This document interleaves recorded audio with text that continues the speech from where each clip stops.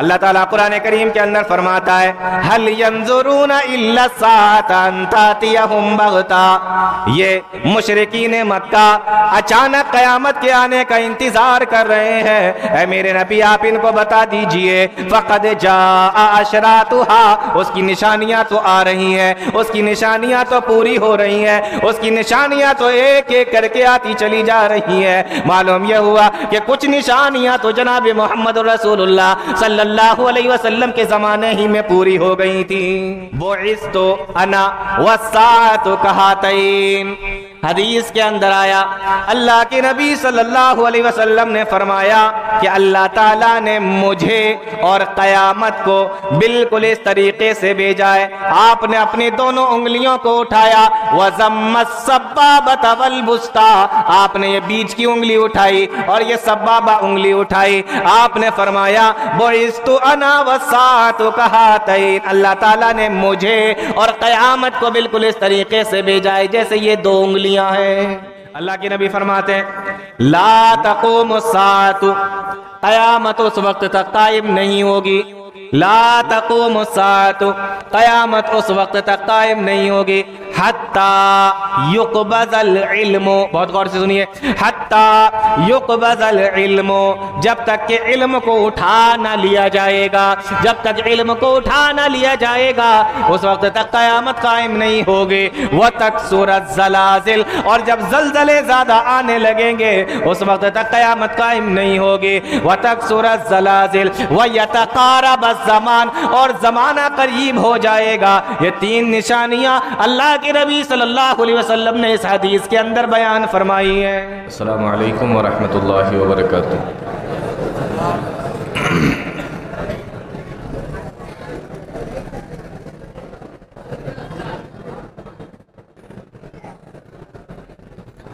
ان الحمد للہ نحمده ونستعینه ونستغفره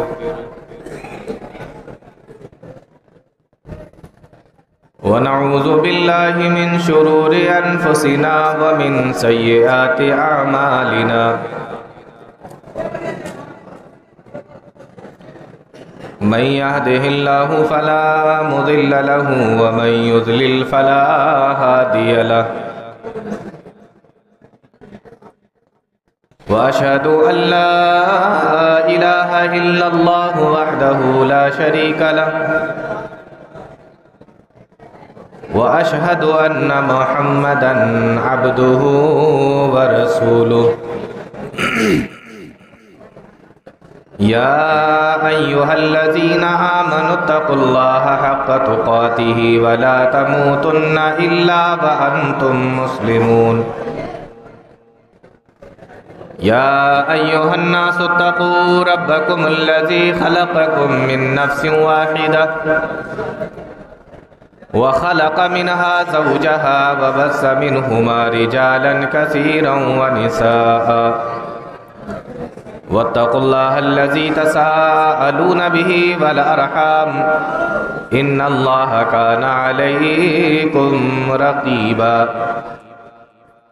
يا أيها الذين آمنوا اتقوا الله وقولوا قولا سديدا يصلح لكم أعمالكم ويغفر لكم ذنوبكم، ومن يطع الله ورسوله فقد فاز فوزا عظيما،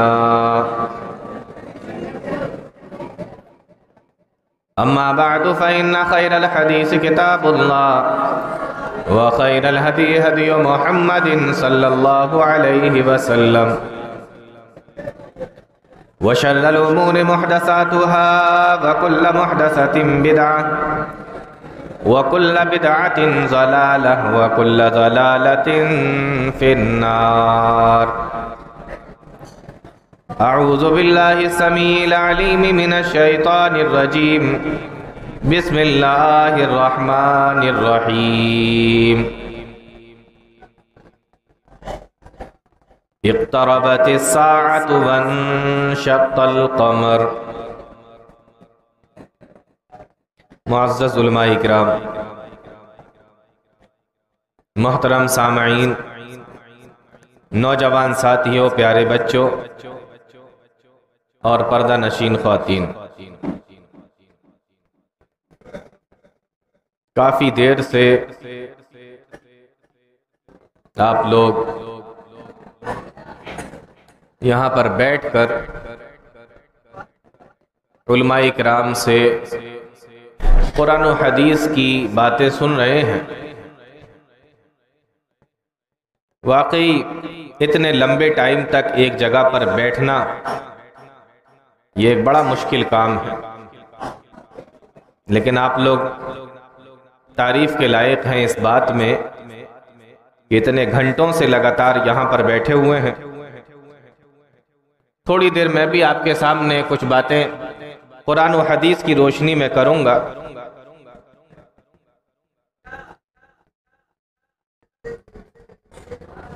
مجھے حکم ہوا ہے قیامت کی نشانیاں، اس تعلق سے میں کچھ باتیں آپ لوگوں کے سامنے کروں۔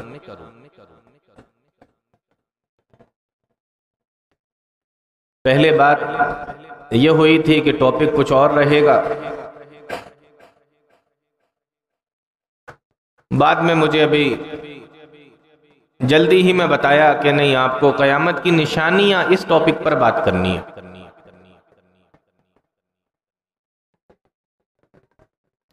قیامت کی نشانیاں اس پر بات کرنے سے پہلے کچھ باتیں ہیں جو میں آپ لوگوں کو بتانا ضروری سمجھتا ہوں۔ پہلی چیز تو آپ یہ سمجھ لیں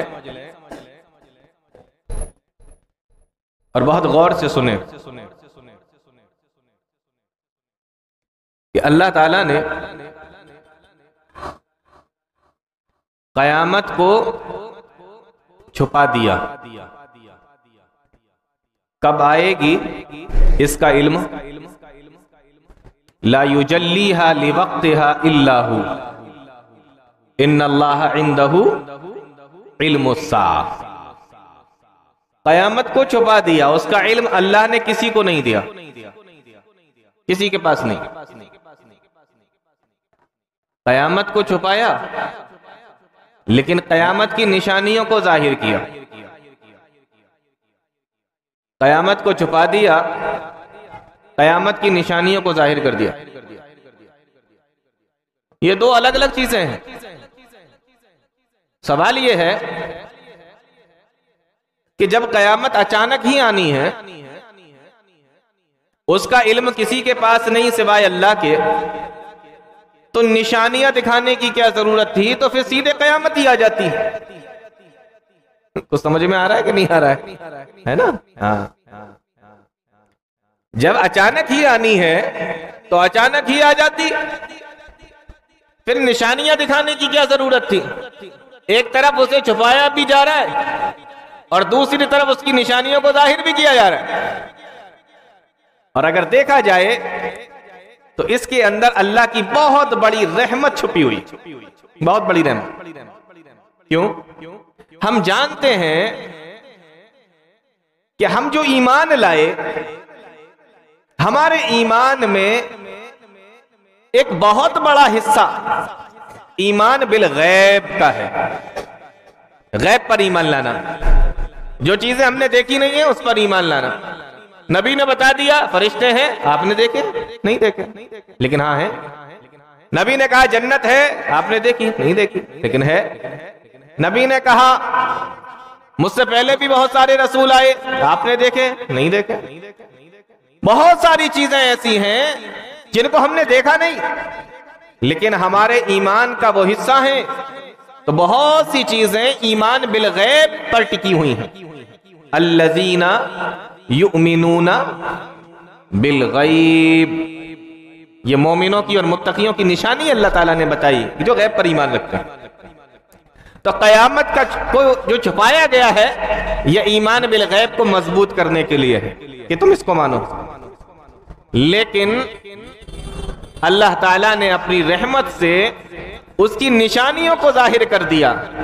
تو اس کے پیچھے کی حکمت یہ ہے کہ دیکھو وہ جو چھپی ہوئی چیز ہے وہ ضرور آئے گی، یہ تمہارا ایمان ہے۔ لیکن اس کی نشانیاں دیکھ لو، اس نشانیوں سے تمہارا ایمان اور مضبوط ہو جائے گا کہ جب یہ نشانیاں پوری ہو گئیں تو جس چیز کے لیے وہ نشانی پوری ہوئی ہے وہ چیز ضرور آئے گی۔ تو ایک چیز تو یہ، اور دوسری چیز یہ کہ انسان قیامت سے پہلے قیامت کی نشانیاں دیکھ کر قیامت کی تیاری کر لے، اپنی آخرت کی فکر کر لے۔ اس لیے اللہ تعالیٰ نے قیامت کو چھپایا لیکن قیامت کی نشانیوں کو ظاہر کر دیا۔ اتنی بات سمجھ میں آ گئی؟ جی۔ دوسری بات آپ قیامت کی نشانیوں کے تعلق سے یہ سمجھیں، ہم یہ سمجھتے ہیں کہ اگر کوئی چیز قیامت کی نشانی ہے تو وہ بری ہوگی۔ عام سوچ یہی ہے لوگوں کی کہ جو چیز قیامت کی نشانی ہے، کسی کو کچھ کرتے ہوئے دیکھ لیا کہ ارے یہ تو قیامت کی نشانی، کسی کو کچھ دیکھا ارے یہ تو قیامت کی نشانی۔ آپ اس بات کو آج اچھے طریقے سے سمجھ لیں کہ قیامت کی ہر نشانی بری نہیں ہے۔ قیامت کی بہت ساری چیزیں ایسی ہیں جو قیامت کی نشانی ہیں لیکن اچھی ہیں۔ مثال کے طور پر قیامت سے پہلے حضرت عیسیٰ علیہ السلام اس دنیا کے اندر آئیں گے، اور حدیث کے اندر آیا کہ جب حضرت عیسیٰ علیہ السلام اس دنیا میں آئیں گے تو یہ دنیا خیر سے برکتوں سے بھر جائے گی۔ اب دیکھیں، ہے قیامت کی نشانی لیکن دنیا کا خیر سے بھر جانا، برکتوں سے بھر جانا، یہ اچھا ہے کہ برا؟ تو آپ یہ سمجھ لیں اچھے طریقے سے کہ قیامت کی نشانی مطلب بری نہیں، ایسا نہیں ہے۔ قیامت کی نشانی بھی ہو سکتی ہے اور اچھی بھی ہو سکتی ہے، یہ بھی سمجھ لیں اچھے طریقے سے۔ ابھی کچھ دن پہلے آپ نے دیکھا ہوگا سوشل میڈیا پر، سعودی عرب میں بارش ہوئی، گھاس نکل آئی، ہریالی ہو گئی، لوگوں نے کہا اوہ سعودی کے اندر ہریالی قیامت کی نشانی ہے۔ ہاں ہے، جی ہے، بالکل ہے، لیکن گھاس کا نکلنا، ہریالی کا بڑھنا یہ کوئی بری بات نہیں۔ کیوں؟ اللہ کے نبی صلی اللہ علیہ وسلم کا فرمان سن، پیارے نبی نے فرمایا لا تقوم الساعة لا تقوم الساعة حتى تعود، قیامت اس وقت تک قائم نہیں ہوگی جب تک کہ ارض العرب مروجا وانہارا، عرب کی زمین ہریالی والی نہ ہو جائے، نہر والی نہ ہو جائے، وہاں پانی اور وہاں پر ہرا بھرا معاملہ، یعنی ریگستان سے بدل کر نخلستان کے اندر اور باغ اور باغیچے میں تبدیل نہ ہو جائے، اس وقت تک قیامت قائم نہیں ہوگی۔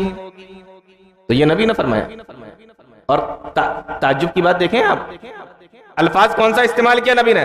حتی تعودا، یہاں تک کہ لوٹ آئے، ارض العرب، عرب کی زمین کے اندر، مروجن و انہارا، ہریالی لوٹ آئے، نہریں لوٹ آئیں۔ یہ لوٹنے کے لفظ سے معلوم ہوا کہ عرب کے اندر کئی ہزار سال پہلے ہریالی ہی ہوا کرتی تھی۔ ہاں، یہ جو زمین کا سروے کرتے ہیں نا لوگ، یہ بتاتے ہیں کہ عرب پہلے ریگستان نہیں تھا۔ جی، عرب پہلے یہ جو ابھی ریگستان نظر آتا ہے ایسا ریگستان نہیں تھا، بلکہ عرب کے اندر بھی پہلے ہریالی ہوا کرتی تھی، پھر ریگستان بنا اور قیامت سے پہلے پھر ہریالی آئے گی، اور نبی کی حدیث میں نے آپ کو سنا دی۔ تو میں آپ کو یہ بتا رہا ہوں کہ قیامت کی نشانی، ہر نشانی بری نہیں ہے۔ تیسری چیز آپ یہ سمجھ لیں قیامت کی نشانی کے تعلق سے کہ قرآن اور حدیث نے، بہت غور سے سننا اس کو بھی، یہ آج کے زمانے سے، قرآن اور حدیث نے جس نشانی کو جس طریقے سے بتایا، اس نشانی کو بالکل اس کے حقیقی معنی پر محمول کرنا اور اس کو ویسا ہی سمجھنا، اس کے اندر اپنی طرف سے تعویلیں نہ کرنا، اس کے اندر بیجا تعویل نہ کرنا، جیسے بتایا گیا ویسے ہی ماننا۔ مثال کے طور پر حدیث کے اندر آیا کہ آخری وقت میں دجال آئے گا، ہے کہ نہیں حدیث کے اندر؟ بہت ساری حدیثوں کے اندر ہے. آخری وقت میں دجال آئے گا. اب لوگوں نے کیا کہا؟ یہ جو انٹرنیٹ ہے نا یہی دجال ہے. یہ کیا ہے؟ یہ تعویل ہے، یہ اپنی طرف سے بنایا ہوا معنی ہے. جب نبی نے فرمایا کہ دجال آئے گا تو دجال آئے گا. اب کوئی یہ کہے کہ انٹرنیٹ دجال ہے تو اب لوگ اس سے کہتے ہیں کہ وہ تو کانا ہوگا، اس کی ایک آنکھ ہوگی، کانا ہوگا. تو کہتے ہیں دیکھو یہ جو کانا ہے نا حدیثوں کے اندر آیا، اس سے مراد فائٹر پلان ہے. پلین جو ہوتے ہیں نا جہاز، فائٹر لڑاکو جہاز، بولے اس سے مراد یہ کانا ہوگا، کانے سے مراد فائٹر پلان، یہ لڑاکو جہاز. تو دجال انٹرنیٹ بن گیا. ہاں، اور جو ایک آنکھ سے کانا ہوگا اس کو لڑاکو جہاز بنا دیا. یہ کیا ہے؟ یہ اپنی طرف سے تعویل کی جا رہی. ایسے ہی حدیث کے اندر آیا کہ قیامت سے پہلے دریائے فرات جو عراق کے اندر ہے، دریائے فرات عراق کی مشہور نہر ہے، اس دریا کے اندر سونے کا ایک پہاڑ نکلے گا اور اس سونے کے چکر میں دنیا کے لوگ آپس میں لڑیں گے. اللہ کے نبی صلی اللہ علیہ وسلم فرماتے ہیں کہ جس کے زمانے میں وہ سونے کا پہاڑ نکلے، میں اپنے امتیوں سے یہ کہہ کے جا رہا ہوں کہ اس سونے کے قریب بھی نہ جائے. نبی نے منع فرما دیا. اب کیا کہا؟ یہ سونے کے پہاڑ کا کیا کیا انہوں نے؟ سونے کے پہاڑ کو کہنے لگے کہ دیکھو یہ سونے کا پہاڑ حقیقت میں کوئی سونے کا پہاڑ نہیں ہے، بلکہ اس سے مراد پیٹرول ہے، کہ پیٹرول نکلے گا اور اس کو بیچ بیچ کر لوگ مال کمائیں گے، سونا کمائیں گے. تو سونے کے پہاڑ کو پیٹرول کا کنواں بنا دیا، تیل کا کنواں بنا دیا. تو قیامت کی نشانیوں میں تیسری چیز یہ سمجھنا چاہیے کہ ہمیں اپنی طرف سے کوئی معنی نہیں دینا ہے، ہمیں اپنی طرف سے کوئی تعویل نہیں کرنا ہے. نبی نے بتایا کہ سونے کا پہاڑ نکلے گا تو سونے کا پہاڑ ہی نکلے گا، اپنی طرف سے تیل کے کنویں نکالنے کی کوشش مت کرو. نبی نے کہا کہ دریائے فرات کے اندر نکلے گا جو عراق کے اندر ہے. آپ نے کہا وہ تیل کا کنواں ہے. تیل کا کنواں تو عراق میں بھی ہے، تیل کا کنواں تو قطر میں بھی ہے، تیل کا کنواں تو دبئی میں بھی ہے، تیل کے کنویں تو سعودیہ میں بھی ہے، تیل کے کنویں تو کویت میں بھی ہیں. تو اس سے پتہ ہی چلتا ہے کہ تیل کا کنواں مراد نہیں ہے. تو یہ باتیں سمجھ میں آ رہی ہیں آپ لوگوں کے؟ تو یہ 3 باتیں ہوں گئی. چوتھی چیز قیامت کی نشانیوں کے تعلق سے یہ سمجھ لیں کہ قیامت کی نشانیوں کو علماء نے 2 حصوں میں بانٹا ہے. پہلے چھوٹی چھوٹی نشانیاں جو بہت زیادہ ہیں، اور دوسرا بڑی نشانیاں جو کم ہیں، تھوڑی ہیں، چند ہیں، زیادہ نہیں. تو پہلے ہم چھوٹی نشانیاں دیکھیں گے، اور اگر وقت نے اجازت دی اور آپ لوگ جمے رہے اور میری صحت نے بھی اجازت دی تو انشاءاللہ کچھ بڑی نشانی بھی دیکھ لیں گے. تو پہلے چھوٹی نشانی دیکھیں. قرآن کریم کے حوالے سے پہلے چھوٹی نشانی شروع کرتے ہیں. اللہ فرماتا ہے اقتربت الساعة وانشق القمر، اقتربت الساعة وانشق القمر، قیامت قریب آ گئی، قیامت قریب آ گئی. وانشق القمر، اور چاند پھٹ گیا. شک کہتے ہیں ایک چیز کا 2 حصوں میں بٹ جانا. اقتربت الساعة وانشق القمر، قیامت قریب آ گئی اور چاند پھٹ گیا. لوگ یہ سمجھتے ہیں نا کہ جب قیامت آئے گی تو چاند پھٹ جائے گا. نہیں نہیں نہیں، یہ معنی نہیں ہے اس کا. جب قیامت آئے گی تو صرف اکیلا چاند نہیں پھٹے گا، بلکہ اللہ تعالیٰ نے چاند اور سورج جتنے بھی بنا رکھے ہیں یہ سارے کے سارے بیکار کر دیے جائیں گے. جتنے بھی سیارے ہیں یہ بھی تباہ و برباد کر دیے جائیں گے. یہاں پہ جب اللہ تعالیٰ نے چاند کا ذکر فرمایا تو معلوم یہ ہوا کہ یہ اس قیامت کا وقت نہیں ہے، بلکہ اس سے پہلے ہی چاند کے پھٹنے کا ذکر کیا جا رہا ہے. کیونکہ جب وہ قیامت آئے گی تو چاند بھی پھٹے گا، سورج بھی پھٹے گا. اللہ فرماتا ہے اذا الشمس کورت، سورج کو لپیٹ دیا جائے گا. واذا النجوم انکدرت، اور ستاروں کو بے نور کر دیا جائے گا. واذا الجبال سیرت، सुय्यरत, और पहाड़ों को अपनी जगह से उखाड़ कर उनको हवा में रोए की गालों की तरह उड़ा दिया जाएगा। इसलिए पता ये चला कि ये उस चांद फटने का जिक्र नहीं चल रहा है। उसके लिए तो अल्लाह ताला ने कुरान में फरमाया फैज़ा बरिकल बसरो, जब निगाहें पथरा जाएंगी, व खसफल कमरो, और चांद को बेनूर कर दिया जाएगा, व जुमिअ शम्सु वल कमरो, और चांद और सूरज को इकट्ठा कर दिया जाएगा। ये उस क़यामत का जिक्र चल रहा है। लेकिन यहाँ पर जो बयान किया गया कि चांद फट गया, ये उस चांद का जिक्र किया जा रहा है। इक़्तरबतिस साअतु वन्शक़्क़ल क़मर। तो ये वो वाले चांद फटने की बात नहीं है, उसमें तो फिर सारे सैयारे ही खत्म हो जाएंगे, अकेला चांद थोड़ी जाएगा। तो ये जो चांद फटा है ये क्या है? अल्लाह ने इसको क़यामत की निशानी के तौर पे बयान फरमाया। अल्लाह ताला कुरान करीम के अंदर फरमाता है हल यंजुरूना इल्ला साअता अन तातियहुम बगता। ये मुशरिकीन मक्का अचानक क़यामत के आने का इंतजार कर रहे हैं। ऐ मेरे नबी आप इनको बता दीजिए फ़क़द जाअ अशरातुहा, उसकी निशानियां तो आ रही हैं, उसकी निशानियां तो पूरी हो रही हैं, उसकी निशानियां तो एक एक करके आती चली जा रही हैं। मालूम यह हुआ कि कुछ निशानियां तो जनाब मोहम्मद रसूलुल्लाह सल्लल्लाहु अलैहि वसल्लम के जमाने ही में पूरी हो गई थी। तो ये चांद का जो फटना है ये नबी के जमाने में हुआ। कैसे हुआ इसका जिक्र हदीस के अंदर आता है।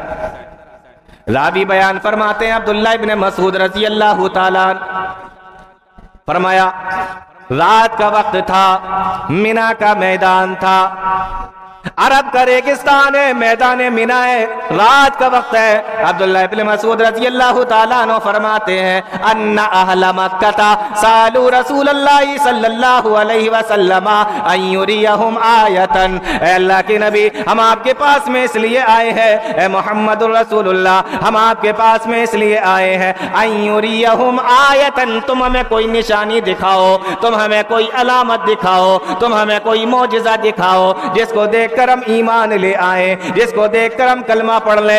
हदीस के अंदर आता है अल्लाह के नबी सल्लल्लाहु अलैहि वसल्लम ने फ़अराहुम इंशिक़ाक़ल क़मरा, अल्लाह के नबी सल्लल्लाहु अलैहि वसल्लम ने उनको चांद दो टुकड़े होते हुए दिखाया। रात का वक्त है, मिना का मैदान है, चांद चमक रहा है।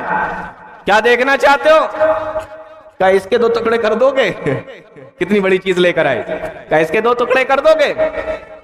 हदीस के अंदर आता है अब्दुल्लाह इब्न मसूद रज़ियल्लाहु ताला अन्हु फरमाते हैं इन शक्कल कमरु अला अहद रसूलिल्लाह सल्लल्लाहु अलैहि वसल्लम, अल्लाह के नबी सल्लल्लाहु अलैहि वसल्लम के जमाने में चांद दो टुकड़े हो गया था।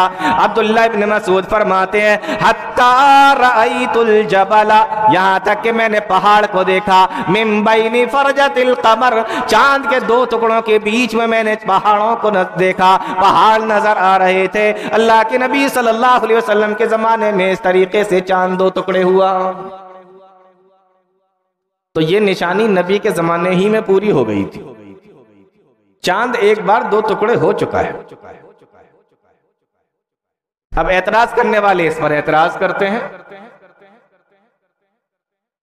हम इस्लाम के मानने वाले हैं, हम मुसलमान हैं, कुरान के ऊपर हमारा पूरा यकीन और ईमान है, हदीसों पर भी है जो सही हदीसें हैं, नबी ने कहा, अल्लाह ने फरमाया, हमने मान लिया।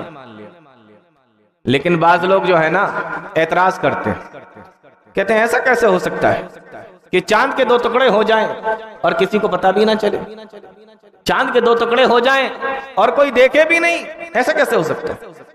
तो मैं ये चाहता हूं कि इस एतराज को और इस शक को दूर करते हुए आगे बढ़ा जाए। नंबर एक,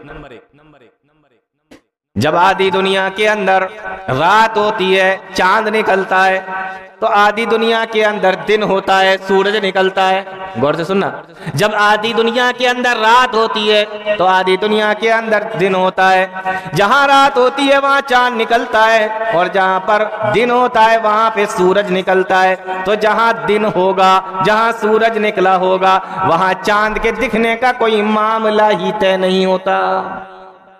सूरज निकला हो, आपको चांद दिखेगा? नहीं दिखेगा। तो आधी दुनिया का एतराज अपने आप खत्म हो गया। سمجھ میں آ رہی بات کہ نہیں آ رہی ہے؟ ہاں، آدھی دنیا کا اعتراض اپنے آپ ختم ہو گیا کہ ہمیں کیوں نہیں دکھا؟ میں بھائی آپ کے یہاں دن تھا، آپ کو تو نہیں دکھے گا، کیونکہ جب سورج نکلا ہوتا ہے تو چاند نہیں دکھتا ہے. تو آدھی دنیا کا اعتراض ختم ہو. اب آدھی دنیا کے لوگ کہہ سکتے ہیں کہ بھائی آدھی دنیا کو تو دکھے نا. تو سوال یہ ہے، آپ لوگ بھی یہاں پر کافی تعداد میں بیٹھے ہیں، میں آپ ہی سے پوچھتا ہوں، آپ میں سے کتنے لوگ ایسے ہیں جو روزانہ رات میں چارپائی باہر نکال کے اپنے گھر سے آنگن میں چھت پہ ڈال لیتے ہیں اور روز رات میں روزانہ چاند کو تکتے ہیں، اور روز کا کام ہے آپ کا یہ؟ کتنے لوگ ایسے کرتا ہے؟ کوئی ایسا؟ کوئی نہیں کرتا. رات میں لوگ سوتے ہیں کہ اٹھ کے چاند کو تاکتے ہیں. تو پتہ یہ چلا کہ جو آدھی دنیا میں رات تھی ان میں سے بھی کتنے لوگ ایسے ہوں گے جو سو رہے ہوں گے. آج کے اس دور کے اندر کئی دن پہلے جب یہ بتا دیا جاتا ہے کہ چاند گرہن ہوگا، اس کے باوجود بھی کون اٹھ کے دیکھتا ہے؟ آپ دیکھتے ہیں؟ آپ دیکھتے ہیں؟ کوئی نہیں دیکھتا. میں نہیں دیکھتا. جاگ رہے ہو تو دیکھ لیا، نہیں تو سو رہے. بتایا جاتا ہے تب نہیں دیکھتے، جب کسی کو بتایا بھی نہیں گیا تو کون دیکھے گا؟ تو پہلے تو سارے لوگ اپنی چرپائی باہر نکال کے چاند نہیں تاکتے، دوسرا کسی کو معلوم ہی نہیں تو دیکھے گا کون؟ اور تیسری چیز، آج کی سائنس یہ بات بتاتی ہے کہ آسمان پر کسی سیارے کا 2 ٹکڑے ہو جانا اور آپس میں پھر مل جانا یہ کوئی بڑی بات نہیں ہے. ایسا ہو سکتا ہے؟ یہ آج کی سائنس دعویٰ کرتی ہے کہ سیارہ آسمان میں پھٹے، اس کے حصے الگ ہوں اور کشش ثقل کی وجہ سے وہ پھر سے آپس میں مل جائیں. جیسے ہر چیز کے اندر ایک گریویٹی ہوتی ہے، جیسے زمین کے اندر جو ہے نیچے اپنی طرف کھینچنے کی گریویٹی ہے، تو اس طریقے سے سیاروں کے اندر بھی اللہ تعالیٰ نے رکھی ہے. تو ایسا ہو سکتا ہے، سائنس کہتی ہے کہ کوئی سیارہ اپنی جگہ سے ہٹے، ہلے، پھٹے اور وہ آپس میں دوبارہ پھر سے مل جائے. یہ سائنس نے بتایا. پھر ایک اعتراض یہ ہوتا ہے کہ چلو ٹھیک ہے اس زمانے میں ہوا تھا، لیکن کسی کتاب میں لکھا تو ہوتا، کہیں تو ہوتا، تاریخ کی کسی کتاب میں، جغرافیہ کی کسی کتاب میں، کسی سائنسداں کی کتاب میں کہیں تو لکھا ہوتا. تو ہم کہتے ہیں کہ میرے قرآن کے اندر لکھا ہوا، اور ہمارا یقین ہے کہ قرآن کا ایک ایک حرف سچا ہے. اب اگر کسی کو اعتراض ہو تو قرآن کے اندر اعتراض کر کے اس کی غلطی نکالنے کی کوشش کر لے، اور اگر نہیں نکال پائے تو سمجھ جائے کہ سچا ہے اور قرآن کے اندر وہ بات لکھی ہوئی ہے. تو یہ اعتراض ختم ہو گیا کہ کسی کو پتا کیوں نہیں چلا، اور یہ چند سیکنڈ کی بات تھی، بس ہوا اور ختم ہوا. بات سمجھ میں آ گئی؟ ہاں. تو پہلی چیز قیامت کی نشانی جو نبی کے زمانے ہی میں پوری ہو گئی تھی، اقتربت الساعۃ وانشق القمر، قیامت قریب آ گئی اور چاند پھٹ گیا. یہ نشانی اللہ کے نبی صلی اللہ علیہ وسلم کے زمانے میں پوری ہو چکی ہے. اب دوسری نشانی دیکھیں، پیارے نبی فرماتے بعثت انا والساعۃ کہاتین، بعثت انا والساعۃ کہاتین. حدیث کے اندر آیا، اللہ کے نبی صلی اللہ علیہ وسلم نے فرمایا کہ اللہ تعالیٰ نے مجھے اور قیامت کو بالکل اس طریقے سے بھیجا ہے. آپ نے اپنی دونوں انگلیوں کو اٹھایا، وَزَمَّ السَّبَّابَةَ وَالْبُسْطَىٰ، آپ نے یہ بیچ کی انگلی اٹھائی اور یہ سبابہ انگلی اٹھائی. آپ نے فرمایا بُعِثْتُ أَنَا وَالسَّاعَةُ كَهَاتَيْنِ، اللہ تعالیٰ نے مجھے اور قیامت کو بالکل اس طریقے سے بھیجا ہے جیسے یہ 2 انگلیاں ہیں. 2 انگلی اٹھائیں اور فرمایا کہ ہم اور قیامت ایسے آئیں. حدیث آسان ہے، ترجمہ آپ نے سمجھ لیا، ترجمہ بھی کوئی مشکل نہیں ہے، بات سمجھ میں آ گئی. لیکن جب نبی نے 2 انگلیاں اٹھائی ہیں تو کچھ نہ کچھ تو ہوگا اس کے اندر بھی. تو آؤ ذرا اس کو بھی دیکھ لیتے ہیں. محدثین نے لکھا ہے، حدیث کی شرح کرنے والوں نے لکھا ہے کہ یہ جو 2 انگلیاں نبی نے اٹھائیں ایک انگلی یہ ہے، ایک انگلی یہ ہے۔ نبی فرماتے ہیں کہ میں اور قیامت بالکل اس طریقے سے بھیجے گئے ہیں جیسے یہ دو انگلیاں۔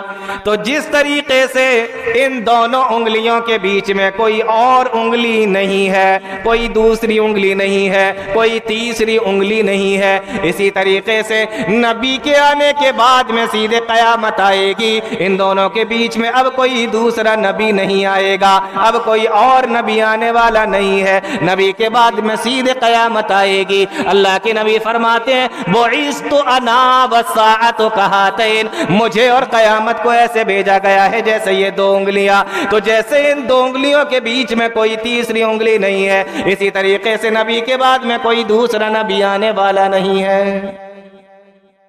آیا سمجھ میں؟ یہ دو انگلیاں کیوں دکھائی جا رہی ہیں؟ اب نبی کے بعد جتنے بھی لوگ دنیا کے اندر آئیں اور اپنے آپ کو نبی ہونے کا دعویٰ کریں، یہ سارے کے سارے جھوٹے ہیں، مکار ہیں، دجال ہیں، کذاب ہیں، کوئی نبی آنے والا نہیں۔ کوئی بھی دھوکہ دینے کی کوشش کرے کہ ارے کہ ذلی ہیں، کہ بروجی ہیں، کہ فلانی ہے، کہ ڈھکانی ہے، کچھ نہیں۔ نبی نے کہا نہیں آئے گا تو نہیں آئے گا۔ دو انگلیاں دکھا دی کہ میں اور قیامت، بیچ میں کوئی انگلی نہیں، اس لیے بیچ میں کوئی نبی نہیں۔ بعثت انا والساعۃ کہاتین، میں اور قیامت ایسے آئے ہیں جیسے یہ دو انگلیاں۔ یہ دو انگلیاں نبی نے دکھائیں۔ تو پہلی چیز تو سمجھ میں آ گئی کہ بیچ میں کوئی نبی نہیں ہے۔ دوسری چیز بھی سمجھنے کی کوشش کرو، یہ دو انگلیاں ہیں، یہ بیچ کی انگلی ہے، اس کو وسطیٰ کہتے ہیں، یہ اس کے برابر والی انگلی ہے، اس کو سبابہ کہتے ہیں۔ علماء نے لکھا ہے کہ یہ جو بڑی انگلی ہے یہ آدم علیہ السلام سے لے کر محمد الرسول اللہ تک کا زمانہ ہے، اور یہ جو چھوٹی والی انگلی ہے یہ محمد الرسول اللہ صلی اللہ علیہ وسلم سے لے کر قیامت تک کا زمانہ ہے۔ بات سمجھنے میں دقت تو نہیں ہو رہی کوئی؟ ہاں، یہ جو بڑی انگلی ہے یہ آدم سے لے کر محمد رسول اللہ تک کا زمانہ ہے، اور یہ جو چھوٹی والی انگلی ہے یہ محمد رسول اللہ سے لے کے قیامت تک کا زمانہ ہے۔ معلوم یہ ہوا کہ بڑا والا زمانہ تو گزر گیا، اب جو چھوٹا والا زمانہ تھا جس کے بعد میں قیامت آنا تھی یہ زمانہ چل رہا ہے، اور اس میں بھی 1400 سال کا وقفہ گزر چکا ہے۔ اب آپ سمجھے قیامت کتنے قریب ہے۔ تیسری چیز سمجھے، اللہ کے نبی نے فرمایا کہ میں اور قیامت ایسے آئے ہیں جیسے یہ دو انگلیاں۔ اب ان دونوں انگلیوں کو دوبارہ سے دیکھو، یہ انگلی بڑی ہے، یہ انگلی چھوٹی ہے، یہ آدم سے لے کے محمد رسول اللہ تک کا زمانہ ہے، یہ محمد رسول اللہ سے لے کے قیامت تک کا زمانہ ہے۔ دیکھنے میں بڑی یہ لگے گی اور یہ چھوٹی لگے گی، تو یہ زمانہ بڑا ہے، یہ زمانہ چھوٹا ہے، لیکن یہ بڑا زمانہ افضل زمانہ نہیں ہے، کیونکہ ان دونوں انگلیوں میں سے افضل انگلی کون سی ہے؟ آپ کہیں گے یہ انگلی جس سے نماز کے اندر ہم اشارہ کرتے ہیں۔ تو زمانہ بڑا یہ ہے، لیکن زمانہ افضل یہ ہے جو محمد رسول اللہ صلی اللہ علیہ وسلم کا زمانہ ہے۔ فرمایا بعثت انا والساعۃ کہاتین، میں اور قیامت بالکل اس طریقے سے آئے ہیں جیسے یہ دو انگلیاں۔ اور بیچ میں جگہ کتنی ہے؟ یہ بالکل چھوٹی سی جگہ، بس اتنے میں جی رہے ہیں ہم لوگ، ہے نا؟ بس اتنی سی جو دیکھنا ہی نا یہ جگہ، بس اسی میں جی رہے ہیں ہم، یہی ہے، بس یہ ختم ہو جائے گا حصہ، اس کے بعد پھر قیامت ہے۔ تو اللہ کے نبی فرماتے ہیں میں اور قیامت ایسے آئے ہیں۔ میں نے شروع میں آپ کو بتایا تھا کہ قیامت کی نشانی ہونا تو کہ یہ بری ہی ہوگی، ایسا نہیں ہے۔ اب دیکھیے نبی کا آنا دنیا کے اندر رحمت ہے، کائنات کے اوپر رحمت ہے نبی کا آنا، لیکن نبی اس کو قیامت کی نشانی سے جوڑ کے بتا رہے، تو قیامت کی ہر نشانی بری نہیں ہوتی۔ تو بعثت انا والساعۃ کہاتین۔ ایک تیسری چیز سمجھے، بڑی مشہور حدیث ہے، محدثین کرام نے اس کو بہت اپنی اپنی کتابوں کے اندر لکھا ہے، حدیث جبریل کے نام سے مشہور ہے۔ میں اس کا آخری کا چھوٹا سا ٹکڑا پڑھتا ہوں۔ جبریل امین آئے، جبریل امین آئے اور گھٹنوں سے گھٹنے ملا کر اللہ کے نبی صلی اللہ علیہ وسلم کے سامنے بیٹھ گئے۔ بعض روایتوں کے اندر آتا ہے کہ انہوں نے اپنے ہاتھوں کو اپنی رانوں پہ رکھا، اور بعض روایتوں کے اندر آتا ہے کہ نبی کے رانوں کے اوپر انہوں نے اپنے ہاتھ کو رکھا۔ اور کئی سوال کیے، ان کئی سوالوں میں سے ایک سوال انہوں نے یہ بھی کیا کہ متی الساعہ، اللہ کے نبی مجھے یہ بتا دیجئے کہ قیامت کب آئے گی، قیامت کب آئے گی؟ اللہ کے نبی جواب دیتے ہیں مل مسئول عنہا بعالم من السائل، او سوال کرنے والے جو تو مجھ سے سوال کر رہا ہے، قیامت کے بارے میں جتنی جانکاری تجھے ہے اتنی ہی جانکاری مجھے ہے، میں تو اس سے زیادہ نہیں جانتا، جتنا علم تیرے پاس میں اتنا علم میرے پاس میں، مل مسئول عنہا بعالم من السائل، میں تجھ سے زیادہ نہیں جانتا۔ قیامت کب آئے گی مجھے نہیں پتا۔ اچھا، پھر سوال کیا جبریل امین نے ان اشراتہا، ان اماراتہا، الگ الگ الفاظ ہیں حدیثوں کے اندر۔ اے اللہ کے نبی اگر قیامت کے بارے میں نہیں تو کم سے کم قیامت کی نشانیوں کے بارے میں تو بتا دیجئے کہ قیامت کی نشانیاں کیا ہیں۔ اللہ کے نبی صلی اللہ علیہ وسلم بیان فرماتے ہیں، پہلی نشانی نبی صلی اللہ علیہ وسلم نے بیان فرمائی اذا ولدت الامۃ ربتہا، پہلی نشانی یہ ہے قیامت آنے کی نشانیوں میں سے اللہ کے نبی بیان فرما رہے ہیں اذا ولدت الامۃ ربتہا، جب لونڈی اپنے مالک کو جنے گی، جب لونڈی اپنے مالک کو پیدا کرے گی، جب لونڈی اپنے مالک کو جنے گی، یہ پہلی نشانی ہے۔ اب آپ کہہ رہے ہوں گے یہ کیا بتا دیا لونڈی مالک کو جنے گی؟ ترجمہ تو یہی ہے، مفہوم اس کا بہت بیان کیا گیا۔ جو پڑھنے والے طلبہ یہاں بیٹھے ہیں اور جنہوں نے یہ حدیث پڑھی ہوگی ان کو معلوم ہوگا، اس کے مفہوم بہت بیان کیے گئے ہیں کہ ایسا ہوگا تو ایسا ہوگا، ایسا ہوگا تو ایسا ہوگا۔ سمجھنے کے لیے اس کو بالکل آسان طریقے سے میں یہ سمجھا دیتا ہوں کہ اس کا مفہوم یہ ہے کہ قیامت کی نشانیوں میں سے ایک نشانی یہ ہے کہ اولادیں نافرمان ہو جائیں گی، اولادیں نافرمان ہو جائیں گی۔ جب اولادیں نافرمان ہو جائیں، ماں باپ کا کہنا نہ مانے، ماں باپ کی بات گھر کے اندر نہ چلے، اولادیں نافرمانی کرنے لگے تو سمجھ لینا کہ قیامت آنے والی ہے۔ اذا ولدت الامۃ ربتہا، اولادیں نافرمان ہو جائیں گی۔ میرے بھائیو، آج گھر گھر کا مسئلہ یہ ہے، کون سا ایسا گھر موجود ہے جس گھر کے اندر اولادیں نافرمان نہیں ہے، ماں باپ کا کہنا پورے طریقے سے مانتی ہیں، ماں باپ ان کو جو بھی کہتے ہیں بچے وہی بات مان لیتے ہیں؟ کون سا ایسا گھرانہ ہے، کون سے ایسے ماں باپ ہیں، کون سے ایسے لوگ ہیں؟ آج اتنے بڑے مجمع کے اندر کوئی ایک آدمی بھی ایسا نہیں ہوگا جو یہ کہہ دے کہ میرے بچے بھی وہی کرتے ہیں اور میری بچیاں بھی وہی کرتی ہیں جن کے بارے میں ان سے کہہ دیتے ہیں، میری ایک بات کو بھی وہ نہیں ٹھکراتے۔ گھر گھر کا مسئلہ بنا ہوا ہے۔ کتنے لوگ تو دعائیں کرانے کے لیے آتے ہیں، مولانا بچے پہ دم کر دیں، کہنا نہیں مانتا، مولانا گھر پہ چلیں دیکھیں کیا معاملہ ہے، سمجھا دیں ذرا بچے کو، میری تو سنتا نہیں، شاید آپ کی مان لے۔ کبھی کبھی میں بھی کہہ دیتا ہوں ارے میری کیا سنتے، میری سنتے تو سدھر نہ جاتے سارے کے سارے، میں بھی تو سمجھا ہی رہا ہوں اور کیا کر رہا ہوں، کام تو سمجھانے کا میرا بھی ہے۔ کہ نہیں مولانا سمجھائیں اس کو، گھر گھر کا مسئلہ ہے۔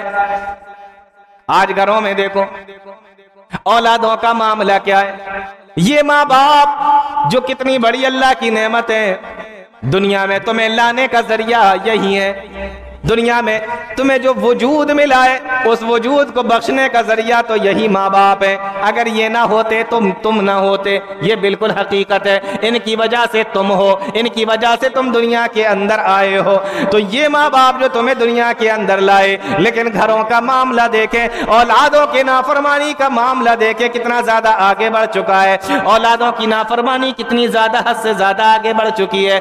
آج گھروں کے اندر لڑائیاں ہوتی ہیں، ایک باپ ہے، بوڑھا باپ ہے، ایک جوان اس کا بیٹا ہے، ابھی اس کو ڈانٹ رہا ہے، ڈانٹنے کے ساتھ میں جھڑک رہا ہے، جھڑکنے کے ساتھ میں گالیاں دے رہا ہے، گالیوں کے ساتھ میں مار رہا ہے، اور مارنے کے ساتھ میں گھروں سے دھکا دے کر بھی ماں باپ کو نکال دیا جاتا ہے۔ بتاؤ میرے بھائیو ایسے حالات اس دنیا کے اندر ہیں کہ نہیں؟ آپ نے اپنے محلوں کے اندر دیکھے ہوں گے، ہو سکتا ہے کسی نے اپنے خاندان میں دیکھے ہوں، لیکن سماج میں بے عزتی نہ ہو جائے اس لیے وہ چپ ہو، لیکن معاملہ یہی ہے۔ کتنی بار ایسا دیکھا گیا کہ جوان بیٹے کو غصہ آ گیا، غور سے سننا میرے بھائیوں، جوان بیٹے کو غصہ آ گیا، جوان بیٹا ہے غصہ کر رہا ہے، جوان بیٹے کو غصہ آ رہا ہے اور جوان بیٹا چیخ رہا ہے، گھر کے اندر چلا رہا ہے، اور اسی کے سامنے اس کا بوڑھا باپ کھڑا ہوا ڈر کی وجہ سے تھر تھر کانپ رہا ہے۔ اس طریقے کے حالات بھی لوگوں نے اپنے سامنے دیکھے، بیٹا چیخ چیخ کے چلا چلا کے اس پہ چل چل دوڑ رہا ہے اور بوڑھا باپ کھڑا کھڑا ڈر کی وجہ سے رو رہا ہے اور تھر تھر کانپ رہا ہے۔ اس طریقے کا معاملہ بھی ہمارے گھروں کے اندر دیکھا جا رہا ہے۔ اللہ کے نبی فرماتے ہیں اذا ولدت الامۃ ربتها، جب اولاد نافرمان ہو جائیں تو سمجھ لینا یہ قیامت کی نشانی ہے۔ قرآن کریم نے کتنے اچھے انداز میں بیان فرمایا تھا۔ میں چاہتا ہوں اس آیت کو ذرا دیکھ لیا جائے۔ ایسا نہیں ہے کہ میں آپ کو سنا رہا ہوں، اس سے پہلے آپ نے سنا نہیں، لیکن اس آیت پر ذرا غور کریں۔ اللہ نے کیا فرمایا؟ وَقَضَىٰ رَبُّكَ أَلَّا تَعْبُدُوا إِلَّا إِيَّاهُ، تمہارے رب نے یہ فیصلہ کر دیا، فیصلہ ہو چکا۔ وَقَضَىٰ رَبُّكَ، تمہارے رب نے یہ فیصلہ کر دیا، اللہ تعبدوا الا ایاہ، کہ اس کے علاوہ کسی اور کی عبادت نہ کرنا، اس کے علاوہ کسی اور کے سامنے سر نہ جھکانا، اس کے علاوہ کسی اور کے سامنے ہاتھ نہ پھیلانا، اس کے علاوہ کسی اور کی عبادت نہ کرنا، یہ تمہارے رب نے فیصلہ کر دیا ہے۔ وَبِالْوَالِدَيْنِ إِحْسَانًا، اور یہ بھی فیصلہ کر دیا ہے کہ اپنے ماں باپ کے ساتھ میں احسان کرنا، اپنے ماں باپ کے ساتھ میں حسن سلوک کرنا۔ ہم دیکھتے ہیں یہ کیا ہے؟ یہ ماں باپ کے حقوق، یہ کیا ہے؟ یہ اولاد کے حقوق، یہ میاں بیوی کے حقوق۔ لیکن قرآن کے اندر آپ دیکھیں جہاں جہاں ماں باپ کا ذکر آئے گا لفظ احسان آئے گا۔ احسان کیا ہے؟ یہ حقوق سے بھی آگے بڑھ کر ہوتا ہے، حقوق سے بھی آگے بڑھ کر ہوتا ہے احسان۔ میں آپ کو آسان الفاظوں میں سمجھاتا ہوں۔ آپ نے ایک مزدور رکھا، غور سے سنیے، آپ لوگ سنیں گے تو میں سناؤں گا، تھک جائیں گے تو آپ سے پہلے میں مائک چھوڑ دوں گا، ٹھیک ہے نا؟ ہاں، تو آپ نے ایک مزدور رکھا، کہا دن بھر کام کر، 500 روپے میں تجھے دوں گا، 500 روپے میں تجھے دوں گا۔ اس نے دن بھر کام کیا، شام کا وقت آیا، اس کی مزدوری، اس کا حق تو یہ تھا کہ آپ اس کو 500 روپے دے دیں، لیکن شام کو جب وہ آیا تو آپ نے 500 کی بجائے اس کو 600 روپے دیے، 100 روپے بڑھا دیے۔ تو یہ جو 100 روپے آپ نے بڑھائے ہیں یہی ہے احسان۔ قرآن نے جہاں جہاں پر ماں باپ کا ذکر کیا لفظ احسان کا ذکر فرمایا، یعنی جو حقوق ان کے ہیں ان سے زیادہ دینے کی کوشش کرو، ان سے زیادہ ادا کرنے کی کوشش کرو۔ تو تمہارے رب نے یہ فیصلہ کر دیا ہے وَبِالْوَالِدَيْنِ إِحْسَانًا، اپنے ماں باپ کے ساتھ میں حسن سلوک کرو۔ اِمَّا يَبْلُغَنَّ عِنْدَكَ الْكِبَرَ، ان دونوں میں سے جب تمہارے پاس میں کوئی بڑھاپے کو پہنچ جائیں، عِنْدَكَ الْكِبَرَ، جب ماں باپ بوڑھے ہو جائیں تو پہلے لفظ عِنْدَكَ کو سمجھیں، پھر کبرا پر بات کریں گے۔ عِنْدَكَ الْكِبَرَ، تیرے پاس بڑھاپے کو پہنچ جائیں، یہ نہیں کہا معکل کی برا، تیرے ساتھ بڑھاپے کو پہنچ جائیں، کیونکہ ساتھ تو نہیں پہنچ سکتے، تیرے پاس بڑھاپے کو پہنچ جائیں۔ یہ پاس کا لفظ بہت غور سے سنیے، یہ پاس کا لفظ بتا رہا ہے کہ اگر تمہارے اور تمہارے ماں باپ کا گھر الگ الگ بھی ہو جائے پھر بھی تمہیں ان کا ایسے ہی خیال رکھنا ہے جیسے وہ تمہارے پاس میں ہو۔ اگر تمہارا شہر اور تمہارے ماں باپ کا شہر بھی الگ ہو جائے پھر بھی تمہیں ایسے ہی خیال رکھنا جیسے وہ تمہارے پاس میں ہو۔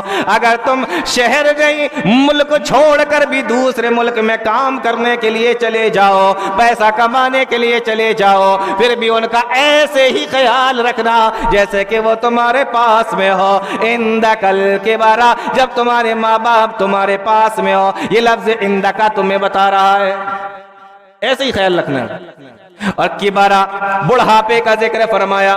بڑھاپے کا کیوں ذکر فرمایا؟ اس لیے کہ اگر وہ جوان ہوں گے تو اپنا خیال خود رکھ لیں گے, اور آپ جب آنا کانی کرنے کی کوشش کریں گے تو جوتا بھی ان کا رکھا ہوا ہے اور ہاتھ کے اندر بھی ان کے طاقت موجود ہے, وہ تمہیں مار کر بھی سیدھا کر سکتے ہیں. لیکن جب بڑھاپا آتا ہے تو بدن کے اندر کمزوری آ جاتی ہے, مزاج کے اندر چڑچڑاپن آ جاتا ہے اور بدن لا کر اور کمزور ہو جاتا ہے. جب وہ جوانی میں تھے تو کمایا کرتے تھے, تمہیں کھلایا کرتے تھے, لیکن آج جب تم کما رہے ہو اور وہ بوڑھے ہو گئے, کما نہیں سکتے ہیں, تو تمہیں ان کا خیال رکھنا ہے. اس لیے کبرا کا لفظ لا کے بتا دیا کہ ان کے بڑھاپے میں ان کا خاص طور سے خیال رکھو.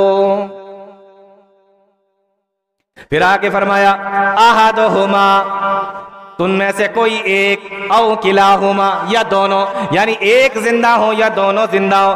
قربان جائیے, قرآن کریم کے اوپر پہلے ایک کا ذکر فرمایا, بعد میں دو کا ذکر فرمایا, اس لیے کہ جب ایک ہوتا ہے تو اس کو توجہ کی زیادہ ضرورت ہوتی ہے. جب دو ہوتے ہیں, کبھی بیٹے نے ستایا, کبھی بیٹیوں نے ستایا, دونوں نے آپس میں اپنے غم کو بانٹ لیا, دونوں نے آپس میں بات چیت کر لی, غم ہلکا ہو گیا, دونوں مل کے رو لیے, غم ہلکا ہو گیا. لیکن جب ایک ہوگا تو کہاں جائے گا, کس کو سنائے گا, کس کو بتائے گا, اپنے غم کے بارے میں کس کو جا کے بتائے گا. اس لیے پہلے فرمایا احدہما, جب وہ ایک رہ جائے تب تو تمہیں ان کا بہت خیال رکھنا ہے. او کلاہما, جب وہ دو ہوں تب بھی تمہیں ان کا خیال رکھنا ہے. احدہما او کلاہما, جب ایک ہوں یا دونوں تو تمہیں ان کا خیال رکھنا ہے. پھر آگے فرمایا فلا تقل لہما اف, ان کے سامنے اف بھی نہ کہو. کیا کہا ان کے سامنے؟ بولو اف, اف بھی نہ کہو. میں نے اف کا ترجمہ کیا نہیں, اف کو افی کا. لیکن آپ اندازہ کریں اللہ تعالیٰ نے کس طریقے سے ماں باپ کا خیال رکھنے کا حکم دیا ہے کہ لفظ بھی ایسا استعمال کیا, لفظ بھی ایسا استعمال کیا کہ لفظ اف میں نے کہا اور آپ سمجھ گئے, اس کا ترجمہ کرنے کی بھی ضرورت نہیں پڑی ہے. فلا تقل لہما اف, ان کے سامنے اف بھی نہ کہو. ٹھیک ہے نا؟ اب جو بات بتانے جا رہا ہوں بہت غور سے سنیے. اگر آپ اس کو غور سے سنیں گے نا طبیعت خوش ہو جائے گی آپ کی. الف سے لے کر یا تک 29 حروف ہوتے ہیں. الف سے لے کر یا تک عربی میں الف سے لے کے یا تک عربی میں 29 حروف ہوتے ہیں. اور جو لغت کے امام ہیں نا, جو اس پر بات کرتے ہیں, لغت پر, گرامر پر, حروف پر, تجوید پر, جو اس پر بات کرتے ہیں, انہوں نے کہا ہے, بہت غور سے سنیے, انہوں نے کہا کہ ان 29 حروف کے اندر, الف سے لے کے یا تک 29 حروف کے اندر سب سے آسان الفاظ جو ہے وہ فا ہے. فا کچھ آ رہا ہے سمجھ میں کہ نہیں آ رہا ہے؟ اس میں جو سب سے آسان لفظ ہے وہ فا ہے. فلا تقل لہما اف, جو سب سے آسان لفظ ہے. ایک تو لفظ اف, یہ سب سے آسان کلمہ, پھر اس میں بھی فا, وہ سب سے آسان حرف. تو فلا تقل لہما اف, سب سے آسان والا جو حرف فا ہے, جو اف ہے, وہ بھی ان کے سامنے نہ کہو. یہ ہے ماں باپ کا معاملہ. آگے فرمایا ولا تنہرہما, انہیں ڈانٹو بھی نہیں, انہیں جھڑکو بھی نہیں. تو یہ دو لفظ ہو گئے. لا تقل لہما اف, انہیں اف بھی نہ کہو, انہیں ڈانٹو بھی نہیں. جب اف بھی نہیں کہہ سکتے تو ڈانٹنا تو بہت دور کی بات ہے. لیکن پھر یہ ڈانٹنے کا لفظ استعمال کیوں کیا گیا؟ فلا تقل لہما اف ولا تنہرہما, جب اف کہنے سے منع کر دیا گیا تو ڈانٹنا تو بہت دور کی بات ہے, تو پھر یہاں پہ ڈانٹنے کا لفظ کیوں استعمال کیا گیا؟ مفسرین نے لکھا ہے کہ لا تقل لہما اف کہہ کر بتا دیا گیا کہ یہ ڈانٹ کی ابتدا ہے. یہاں سے انسان کہنا شروع کرتا ہے ولا تقل لہما اف, یہ ڈانٹ डांट की इब्तिदा है, वला तनहरहुमा, और उनको डांटो भी मत, झिड़को भी मत, ये डांट की इंतहा है। यानी ना इनको डांट की इब्तिदा इनसे की जा सकती है, ना डांट की इंतहा इनसे की जा सकती है। तो नबी ने फरमाया इज़ा वलदतिल अमतु रब्बतहा, क़यामत की एक निशानी ये है कि औलादे नाफरमान हो जाएंगे। और ये जो दुआ है ना, रब्बिरहमहुमा कमा रब्बयानी सगीरा, आसान सी दुआ है, इसको पढ़ते रहना चाहिए। माँ बाप जिंदा हो तो, खत्म हो गए हो तो, एक जिंदा हो एक चले गए हो तो इस दुआ को पढ़ना है, रब्बिरहमहुमा कमा रब्बयानी सगीरा। सही मुस्लिम की वो रिवायत है ना कि इंसान जब मर जाता है तो 3 चीजों का सवाब उसको पहुंचता रहता है। उसमें आखिर का जो है वलदिन सालिहिन यदउ लहू, नेक औलाद जो अपने माँ बाप के लिए दुआ करती। तो अगर आपको ये चेक करना है कि आप नेक औलाद हैं कि नहीं, तो फिर आप ये चेक करिए कि आप अपने माँ बाप के लिए दुआ करते हैं कि नहीं। क्योंकि नबी ने फरमाया वलदिन सालिहिन, नेक औलाद होगी तो यदउ लहू, अपने माँ बाप के लिए दुआ करेगी। तो आपको ये चेक करना है कि आप नेक औलाद हैं कि नहीं, तो फिर ये चेक करें कि आप दुआ करते हैं कि नहीं। उसके लिए सबसे अच्छी दुआ रब्बिरहमहुमा कमा रब्बयानी सगीरा।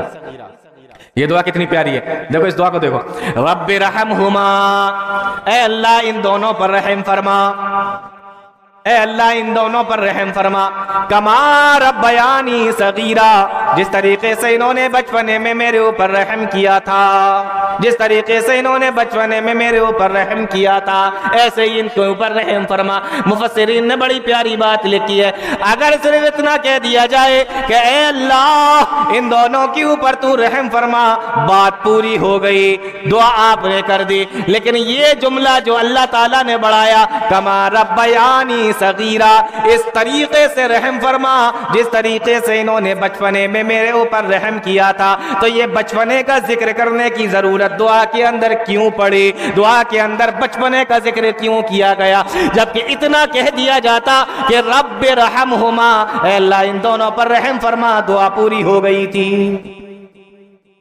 कुछ समझ में आ रही है बात कि नहीं आ रही है? नींद तो नहीं आ रही? हाँ, थोड़ी देर सुने, हमें भी बहुत देर से आप लोग बैठे हुए।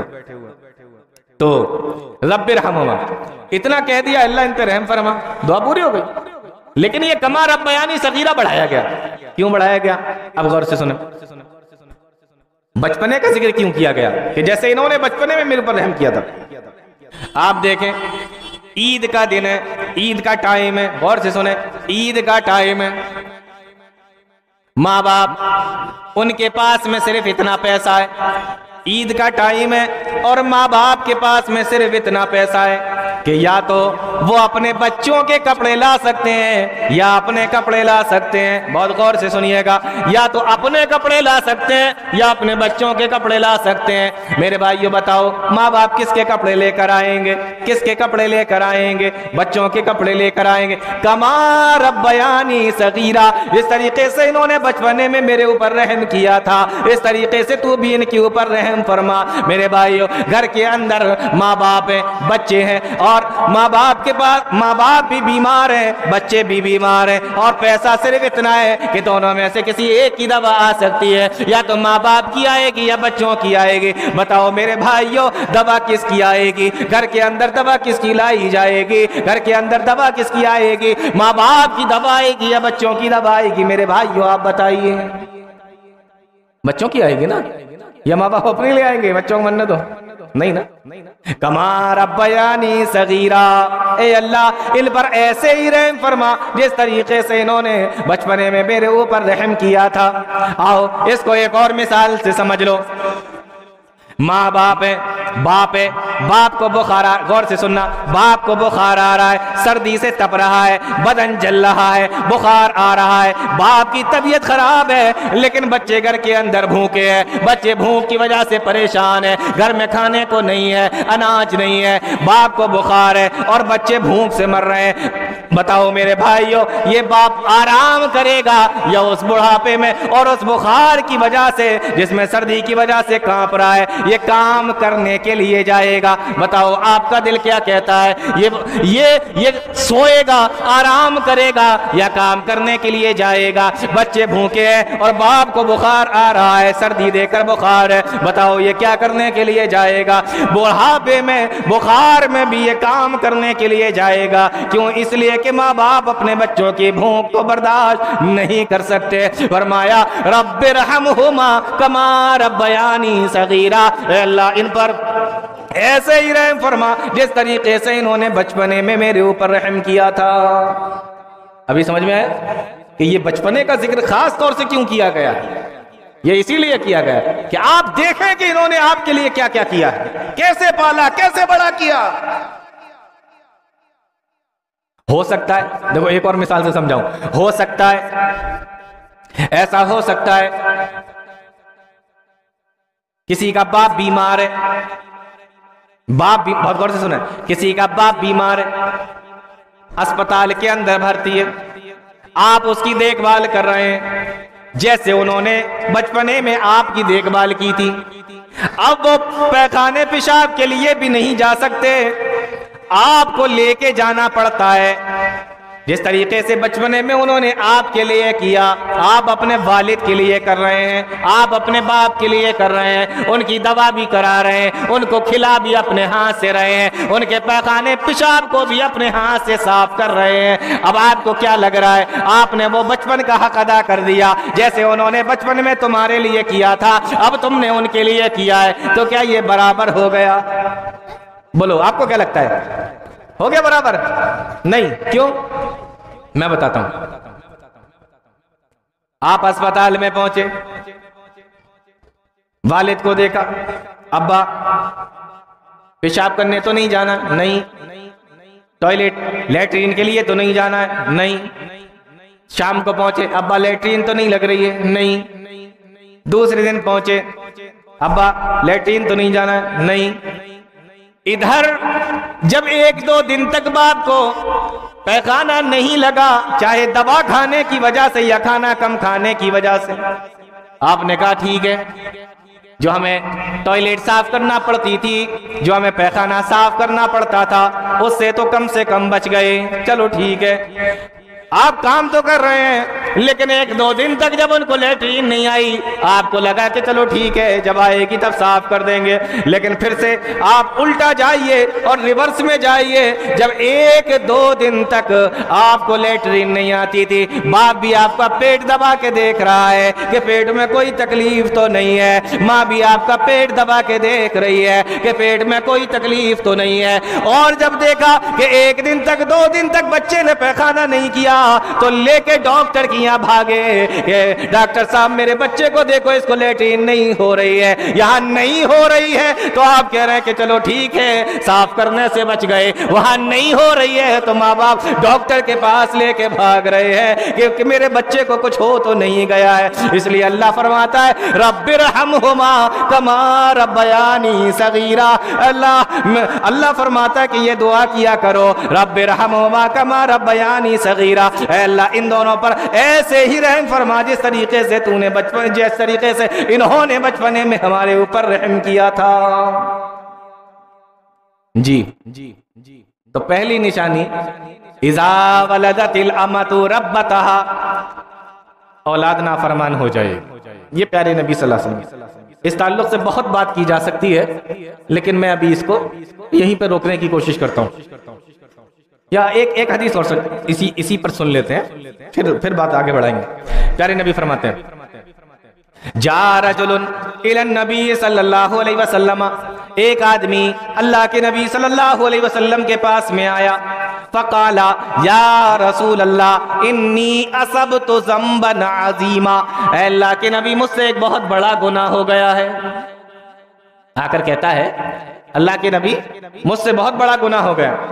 کون سا گناہ ہوا تھا؟ حدیثوں میں کوئی ذکر نہیں، صحابہ اکرام تو چھوٹے گناہ کو بھی بڑا گناہ سمجھتے تھے، چھوٹے گناہ کو بھی وہ بڑا گناہ سمجھتے تھے۔ ہم لوگ تو ناک پہ مکھی بیٹھی اور ہاتھ سے اشارہ کیا اڑ گیا، ہم تو وہ بڑے گناہوں کو بھی اتنا ہلکا سمجھتے ہیں۔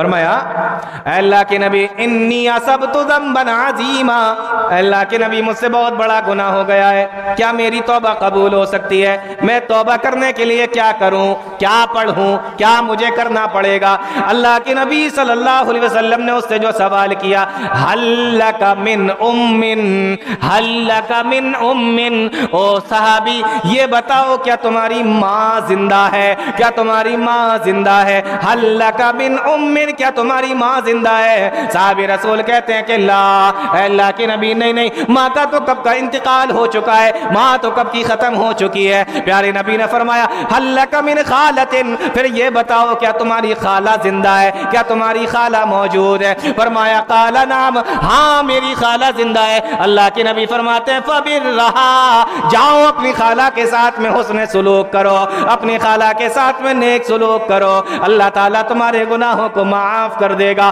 اللہ تمہاری خطاؤں کو مٹا دے گا۔ اپنے خالہ کے ساتھ میں نیک سلوک کرو۔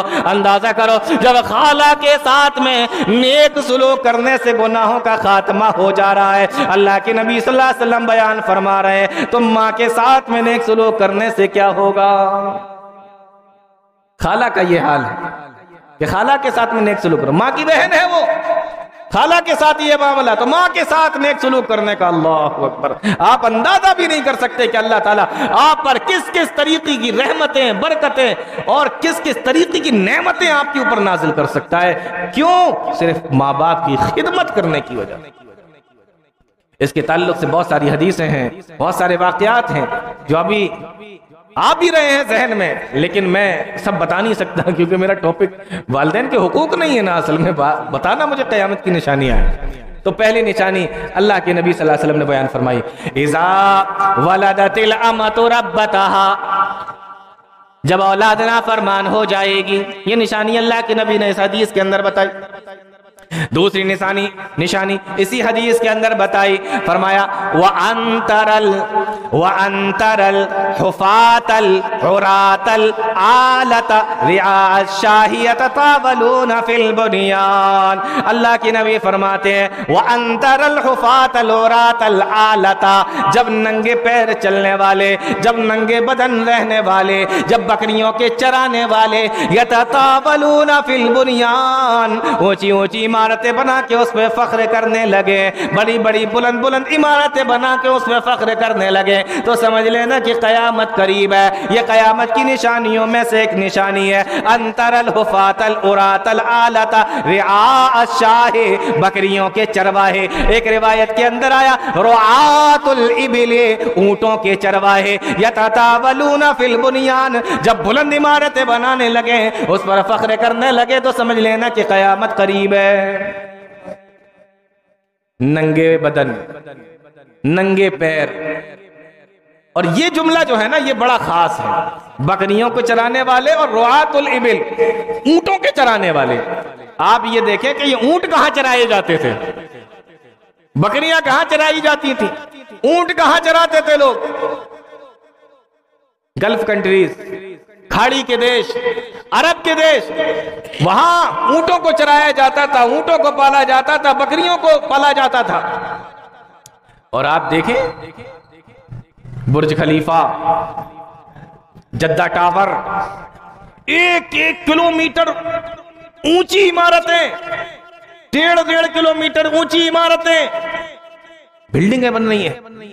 40 سال پہلے کا دبئی دیکھو اور اب 40 سال کے بعد کا دبئی دیکھو، یا آپ کو لمبی لمبی اونچی اونچی بلند بالا عمارتیں ملیں گی۔ کہاں؟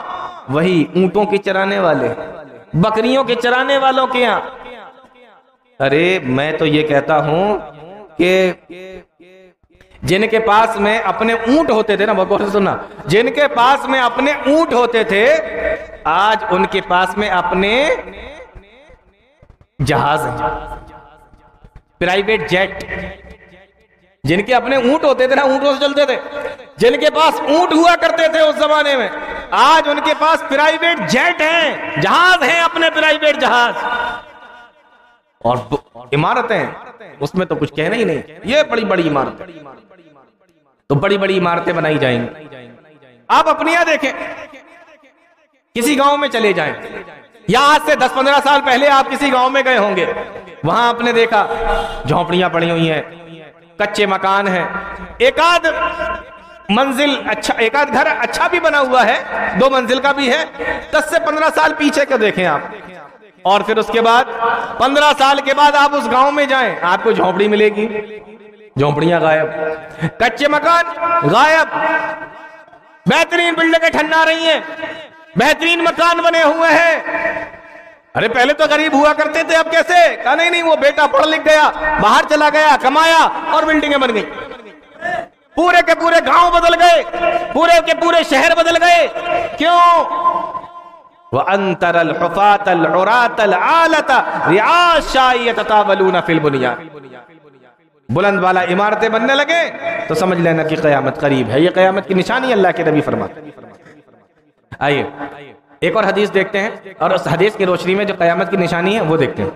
اللہ کے نبی فرماتے ہیں لا تقوم الساعة، قیامت اس وقت تک قائم نہیں ہوگی، لا تقوم الساعة، قیامت اس وقت تک قائم نہیں ہوگی، حتی یقبض العلم، بہت غور سے سنیے، حتی یقبض العلم، جب تک کہ علم کو اٹھا نہ لیا جائے گا، جب تک علم کو اٹھا نہ لیا جائے گا اس وقت تک قیامت قائم نہیں ہوگی۔ وتکثر الزلازل، اور جب زلزلے زیادہ آنے لگیں گے اس وقت تک قیامت قائم نہیں ہوگی۔ وتکثر الزلازل ویتقارب الزمان، اور زمانہ قریب ہو جائے گا۔ یہ 3 نشانیاں اللہ کے نبی صلی اللہ علیہ وسلم نے اس حدیث کے اندر بیان فرمائی ہیں۔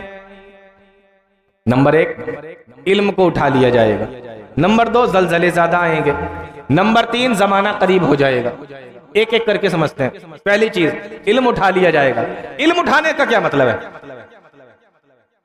قرآن ہے، حدیث ہے، حدیث کی کتابیں ہیں، آپ کے گھر کے اندر حدیث رکھی ہوئی ہے، آپ گئے، آپ نے کہا لاؤ پڑھتے ہیں، تو دیکھ رہے ہیں اس کے اندر کچھ لکھا ہی نہیں ہے، سب کاغذ ہی کاغذ ہے، سارا صاف ہو گیا۔ یہ ہے مطلب علم اٹھانے کا؟ نہیں، یہ مطلب نہیں ہے۔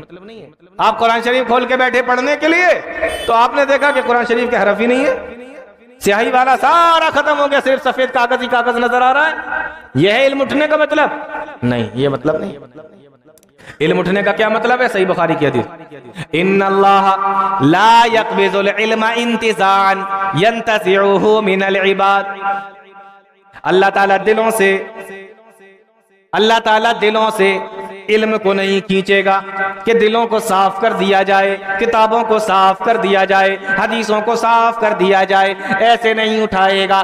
ولیکن یقبض العلم، غور سے سنیے، ولیکن یقبض العلم بقبض العلماء، بلکہ اللہ تعالیٰ علم کو علماء کے ذریعے سے اٹھائے گا، یعنی علماء دنیا کے اندر سے چلے جائیں گے، ایک ایک کر کے علماء دنیا سے اٹھتے چلے جائیں گے، علماء دنیا سے جاتے چلے جائیں گے، ایک ایک کر کے عالم دنیا سے چلے جائیں گے۔ علم اٹھے گا تو علماء کے ذریعے سے اٹھے گا۔ یہاں رک کر میں بہت ایک بات بتانا چاہ رہا ہوں، اس کو بھی غور سے سنیں۔ اللہ کے نبی نے کیا فرمایا کہ اللہ تعالیٰ علم کو علماء کے ذریعے سے اٹھائے گا۔ یہ نہیں کہا کہ کتابوں سے صاف کر دے گا، حدیثوں سے صاف کر دے گا، بلکہ علماء اٹھیں گے تو علم ختم ہو جائے گا۔ یعنی حدیثیں ہوں گی، قرآن بھی ہوگا، کو سمجھ میں آ رہا ہے میں کیا کہنا چاہ رہا ہوں؟ حدیثیں ہوں گی، قرآن بھی ہوگا، لیکن اس کے بتانے والے علماء نہیں ہوں گے، اس کو سمجھانے والے علماء نہیں ہوں گے۔ یہاں سے یہ پتہ چلا کہ علم کو علماء کے بغیر حاصل نہیں کیا جا سکتا۔ بہت سارے لوگوں کو لگتا ہے کتابیں بازار میں ملیں گی، میں گھر پہ لا کے رکھ لوں گا اور میں خود کھول کے پڑھوں گا، ہمیں علماء کی ضرورت ہی نہیں ہے۔ آیا کچھ سمجھ میں کہ نہیں آ رہا ہے؟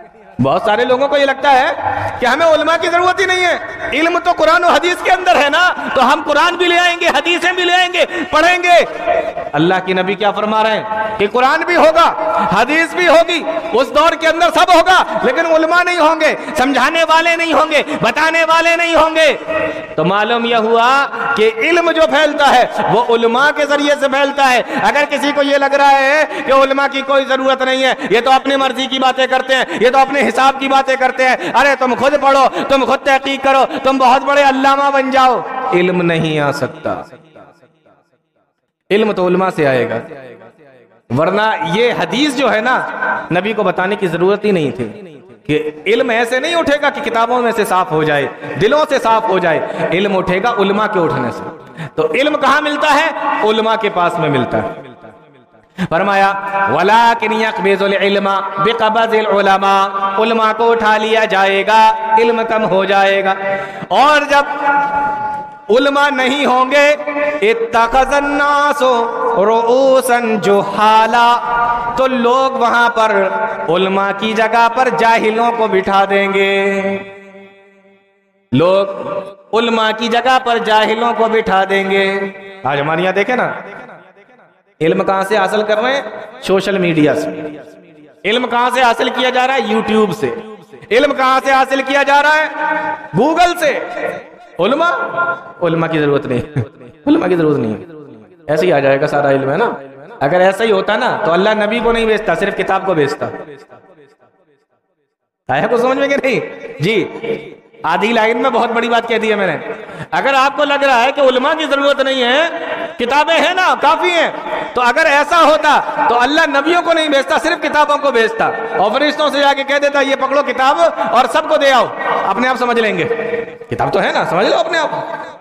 لیکن علماء نبی کو بھیجنے کا مطلب یہ ہے کہ یہ سمجھائیں گے تو سمجھو گے، ایسے ہی علماء سمجھائیں گے تب سمجھ میں آئے گا علم۔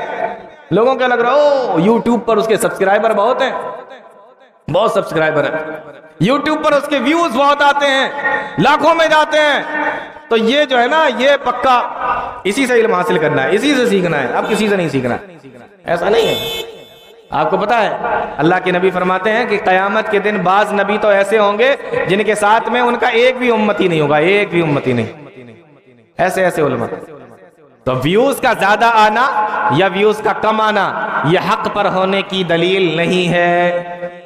علم تو علماء کے ذریعے سے سیکھا جائے گا۔ اتخذ الناس رؤوسا جہالا، لوگ جاہلوں کو اپنا عالم بنا لیں گے، امام بنا لیں گے، قاضی بنا لیں گے، مفتی بنا لیں گے، اپنا حاکم مان لیں گے، اور ان سے سوال بھی کریں گے۔ فَأَفْتَوْا بِغَيْرِ عِلْمٍ فَضَلُّوا وَأَضَلُّوا، حدیث کے اندر فرمایا اللہ کے نبی نے یہ بغیر علم کے فتوے دیتے پھریں گے۔ فَأَضَلُّوا وَأَضَلُّوا، خود بھی گمراہ ہو جائیں گے اور دوسروں کو بھی گمراہ کر دیں گے۔ آج یہی ہو رہا ہے کہ نہیں ہو رہا ہے؟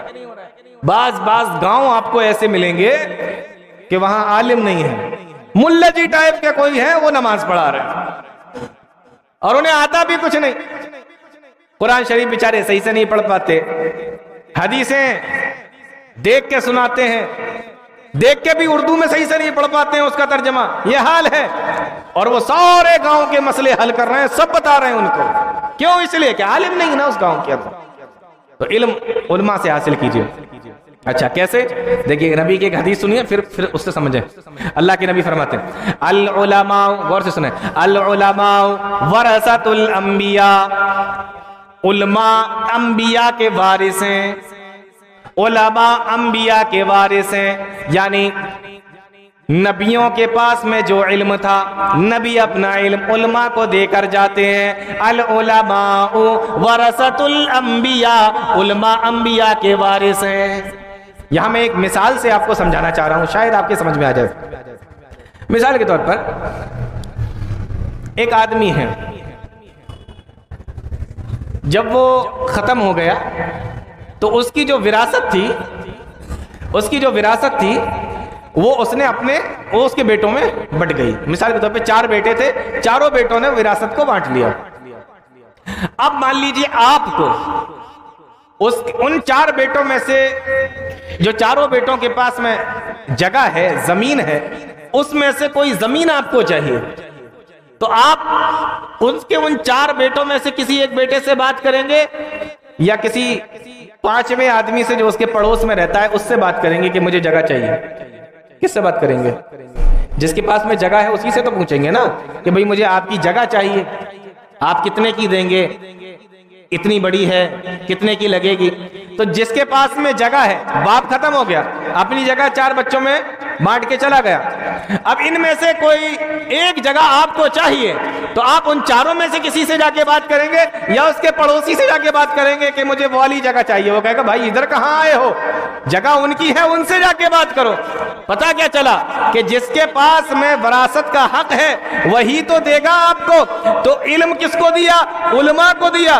تو علم لینا کس سے ہے؟ جب لینے کی باری آئی تو آپ علم لینے کے لیے علماء کو چھوڑ کر ڈاکٹروں کو ڈھونڈ رہے ہیں, انجینئروں کو ڈھونڈ رہے ہیں, ایڈوکیٹ اور وکیلوں کو ڈھونڈ رہے ہیں. اور علم کہاں سے حاصل کرنا ہے؟ علماء سے حاصل کرنا ہے. کہ وراثت کس نے دی ہے, کس کو ملی ہے؟ علماء کو ملی ہے. پتہ نہیں سمجھ میں آیا کہ نہیں آیا؟ مثال سمجھ میں آئی جی. تو وراثت علماء کے پاس ہے, لیکن ہم ڈھونڈتے کہاں ہیں؟ دوسروں کے پاس میں جا کے ڈھونڈتے کہ ان سے لے لو, ان سے لے لو, ان سے لے لو. ان کے پاس ہے ہی نہیں, ڈھونڈ کہاں رہے؟ وراثت تو علماء کے پاس ہے. العلماء ورثۃ الانبیاء. خطیب بغدادی نے ایک جگہ لکھا ہے, مجھے نام شاید بھول رہا ہوں, شاید امام مالک رحمۃ اللہ علیہ کے بارے میں لکھا ہے خطیب بغدادی رحمہ اللہ نے. وہ کہتے ہیں کہ میں جب تک کسی سے مسئلہ نہیں پوچھتا تھا, فتویٰ نہیں معلوم کرتا تھا, جب تک مدینہ کے 70 علماء یہ گواہی نہ دے دیں کہ یہ عالم ثقہ عالم ہے, اس سے علم حاصل کر سکتے ہو. امام مالک کہتے ہیں میں اس وقت تک اس سے علم حاصل نہیں کرتا تھا جب تک مدینہ کے 70 لوگ مجھے یہ نہ بتا دیں کہ اس سے علم حاصل کر سکتے ہو. جب تک نہیں علم حاصل کرتا تھا. 70 لوگ گواہی دیں تو علم حاصل کرتا تھا. امام مالک کہہ رہے ہیں, اور ہمارے یہاں جس کے بارے میں 70 لوگ گواہی دے دیں کہ یہ جاہل ہے. سمجھ میں دیکھو کتنا سمجھ میں آیا. ہمارے یہاں جس کے بارے میں 70 لوگ گواہی دیتے ہیں کہ یہ جاہل ہے, ہم اس سے بھی مسئلے پوچھ لیتے ہیں.